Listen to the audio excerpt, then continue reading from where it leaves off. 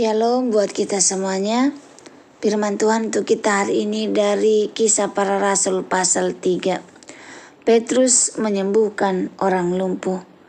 Pada suatu hari menjelang waktu sembahyang, yaitu pukul 3 petang, naiklah Petrus dan Yohanes ke bait Allah.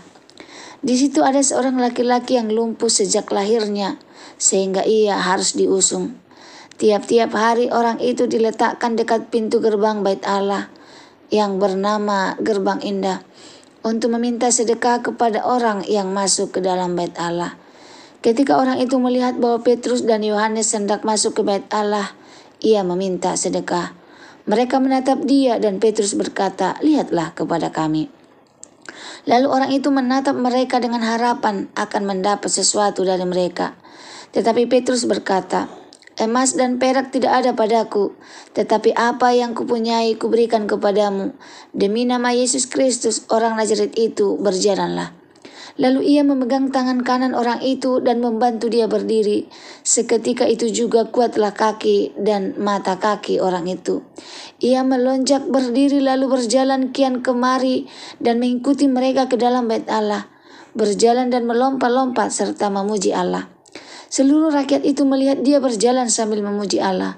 Lalu mereka mengenal dia sebagai orang yang biasanya duduk meminta sedekah di gerbang indah bait Allah, sehingga mereka takjub dan tercengang tentang apa yang telah terjadi padanya. Khotbah Petrus di Serambi Salomo. Karena orang itu tetap mengikuti Petrus dan Yohanes, maka seluruh orang banyak yang sangat keheranan itu datang mengerumuni mereka di serambi yang disebut Serambi Salomo. Petrus melihat orang banyak itu lalu berkata, "Hai orang Israel, mengapa kamu heran tentang kejadian itu? Dan mengapa kamu menatap kami seolah-olah kami membuat orang ini berjalan karena kuasa atau kelemahan kami sendiri? Allah Abraham, Ishak dan Yakub, Allah nenek moyang kita telah memuliakan hambanya, yaitu Yesus yang kamu serahkan dan tolak di depan Pilatus, walaupun Pilatus berpendapat bahwa ia harus dilepaskan. Tetapi kamu telah menolak yang kudus dan benar, serta menghendaki seorang pembunuh sebagai hadiahmu. Demikianlah ia pemimpin kepada hidup. Telah kamu bunuh, tetapi Allah telah membangkitkan dia dari antara orang mati. Dan tentang hal itu kami adalah saksi. Dan karena kepercayaan dalam nama Yesus, maka nama itu telah menguatkan orang yang kamu lihat dan kamu kenal ini. Dan kepercayaan itu telah memberi kesembuhan kepada orang ini di depan kamu semua. Hai saudara-saudara, aku tahu bahwa kamu telah berbuat demikian karena ketidaktahuan, sama seperti semua pemimpin kamu. Tapi dengan jalan demikian, Allah telah menggenapi apa yang telah difirmankannya dahulu dengan perantaraan nabi-nabinya, yaitu bahwa Mesias yang diutusnya harus menderita. Karena itu sadarlah dan bertobatlah supaya dosamu dihapuskan, agar Tuhan mendatangkan waktu kelegaan dan mengutus Yesus yang dari semula diuntukkan bagimu sebagai Kristus. Kristus itu harus tinggal di sorga sampai waktu pemulihan segala sesuatu, seperti yang difirmankan Allah dengan perantaraan nabi-nabinya yang kudus di zaman dahulu. Bukankah telah dikatakan Musa, Tuhan Allah akan membangkitkan bagimu seorang nabi dari antara saudara-saudaramu, sama seperti aku. Dengarkanlah dia dalam segala sesuatu yang akan dikatakannya kepadamu. Dan akan terjadi bahwa semua orang yang tidak mendengarkan nabi itu akan dibasmi dari umat kita. Dan semua nabi yang pernah berbicara, mulai dari Samuel dan sesudah dia, telah bernubuat tentang zaman ini. Kamulah yang mewarisi nubuatan-nubuatan itu dan mendapat bagian dalam perjanjian yang telah diadakan Allah dengan nenek moyang kita, ketika ia berfirman kepada Abraham, oleh keturunanmu semua bangsa di muka bumi akan diberkati. Dan bagi kamulah pertama-tama Allah membangkitkan hambanya dan mengutusnya kepada kamu, supaya ia memberkati kamu dengan memimpin kamu masing-masing kembali dari segala kejahatanmu. Renungan untuk kita hari ini dari Kisah Para Rasul pasal 3 ayat 1 sampai 26. Kuasa nama Yesus yang mengubahkan hidup. Saudara-saudara yang dikasihi Tuhan, setiap hari kita melihat begitu banyak orang yang duduk di pintu gerbang kehidupan. Tidak selalu lumpuh secara fisik, tetapi lumpuh secara iman, harapan, dan tujuan hidup.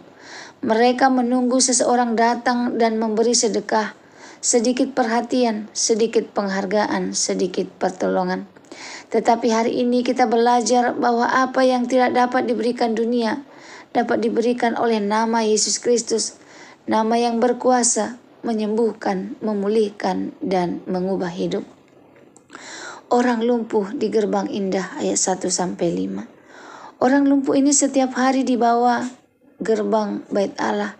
Tetapi ironinya ia tidak pernah masuk ke dalamnya. Ia bisa melihat orang lain beribadah, tetapi ia sendiri hanya sampai di pintu. Demikianlah banyak orang hari ini, dekat dengan tempat ibadah, tetapi jauh dari perjumpaan dengan Allah. Ia berharap emas dan perak, sesuatu yang sementara, bukan pemulihan sejati. Kadang kita pun berdoa meminta emas dan perak, berkat materi, kesuksesan, kelegaan sementara.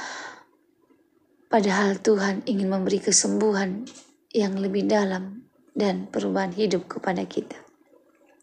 Kuasa nama Yesus mengangkat ayat 6-8. Yesus berkata, emas dan perak tidak ada padaku, tetapi apa yang kupunyai kuberikan kepadamu. Demi nama Yesus Kristus dari Nazaret, berjalanlah. Perhatikanlah, bukan kuasa Petrus, bukan kuasa kesalehan Yohanes, tapi kuasa nama Yesus yang mengangkat orang lumpuh itu. Begitu tangan Petrus terulur, kuasa Tuhan bekerja. Ia melonjak berdiri, berjalan, melompat, dan memuji Allah.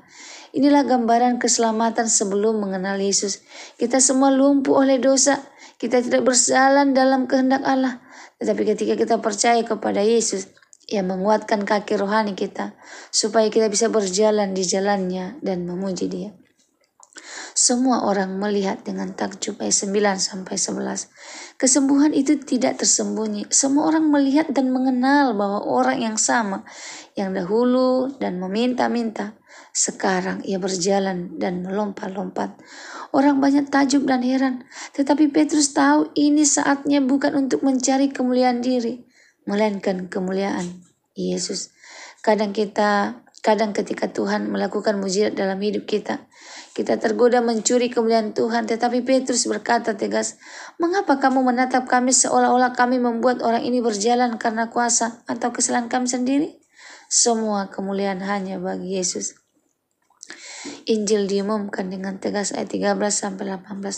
Petrus tidak berhenti pada mujizat, ia langsung memberitakan Injil. Ia berkata, kamu telah menolak yang kudus dan benar dan membunuh pemimpin kepada hidup, tetapi Allah telah membangkitkan dia. Inilah inti Injil. Yesus diserahkan, mati, dan dibangkitkan untuk memberi hidup kepada kita. Dan Petrus menambahkan dengan lembut, aku tahu kamu telah berbuat demikian karena ketidaktahuan. Artinya masih ada harapan dan kesempatan bagi yang berdosa. Mujizat hanyalah pintu masuk, pertobatan yang menjadi tujuan. Selanjutnya panggilan untuk bertobat ayat 19-21. Karena itu sadarlah dan bertobatlah supaya dosamu dihapuskan. Inilah pesan utama firman Tuhan hari ini. Pertobatan membuka jalan bagi waktu kelegaan dari Tuhan. Waktu kelegaan bukan berarti hidup tanpa masalah, tetapi hidup dengan pengampunan dan kehadiran Tuhan. Yesus tinggal di surga sampai waktu pemulihan segala sesuatu tiba. Artinya kita masih diberi waktu hari ini untuk berbalik kepadanya sebelum Ia datang kembali. Yang terakhir ayat 25-26, janji untuk semua bangsa. Aku berjanji kepada Abraham, oleh keturunanmu semua bangsa di bumi akan diberkati. Janji itu digenapi dalam Kristus Yesus. Ia datang bukan hanya untuk Israel, tetapi juga untuk kita, setiap bangsa, setiap orang yang mau bertobat. Ia datang bukan untuk menghukum, tetapi untuk memberkati, dengan memimpin kita masing-masing kembali dari segala kejahatan. Saudaraku diberkati Tuhan, kuasanya masih ada dan masih sama. Saudaraku, kuasa nama Yesus tidak pernah berubah. Nama yang sama yang membuat orang lumpuh berdiri di gerbang itu masih sanggup mengangkat engkau dari kelumpuhan rohani, memberi kekuatan baru untuk berjalan dalam iman, mengubah hidup yang hancur menjadi indah kembali. Jangan hanya duduk di pintu gerbang seperti orang lumpuh itu. Bangkitlah, berjalanlah dalam nama Yesus, dan masuklah dalam hadirat-Nya yang penuh kuasa dan kasih. Semoga firman Tuhan hari ini menjadi berkat bagi kita. Terima kasih. Tuhan Yesus memberkati. Shalom.